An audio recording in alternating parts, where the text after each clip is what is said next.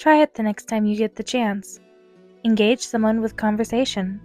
Wife, brother, whomever. And really, get them going. Make sure they're talking when you walk out of the room.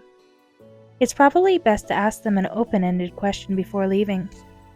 By the way, what did you think of that? Insert film. Something like that. Nothing that allows a quick answer. Ever since I first did it, I haven't been able to replicate what happened. And I have a theory as to why. But first, let me tell you what happened. I was talking to my wife one morning in our bedroom. She was getting ready for work, and I had just woken up.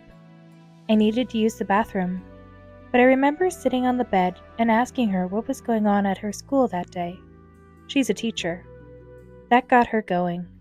She started raving about a famous writer visiting the elementary school that morning. She wouldn't stop. I remember getting up and walking out of the room. My wife was still getting dressed, and our son's bedroom was next door. So it's a habit for me to close the door behind myself. As I was closing it, she was still talking excitedly. And he said he's going to donate a copy of his book to all the... I left the door ajar. It was the tiniest crack, barely a sliver of bedroom sunlight peeking through.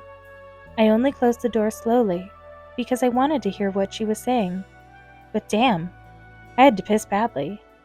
Though, I could sit through her speech, but it was going too long. Right when the door had that minuscule crevice between it and the doorframe, I saw with one eye squeezed against the sliver of light, my wife leaning over the dresser, one hand in the drawer, and she stayed like that. Not a muscle twitch. I waited and waited, but she just wouldn't move. Not an inch. But I could still hear her voice, still as excited, still yelping. And then, after that, we'll be having a picnic with him. It was her voice, but I was looking straight at her. Her lips weren't moving. She was leaned over our oak wood dresser, the sunlight turning her exposed back golden as she froze in place while digging for a blouse. There was another voice, not a woman's, not a man's. I can't describe it. I simply can't. But I distinctly remember some other voice saying, and I quote, "Oh shit." Suddenly, my wife started moving again.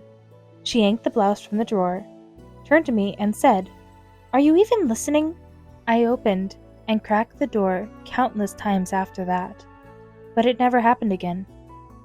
I think, because I consciously try to redo it, it won't work. Whoever's at the controls, or whatever, is aware of my efforts. They won't mess up again. But maybe one of you can slip under the radar.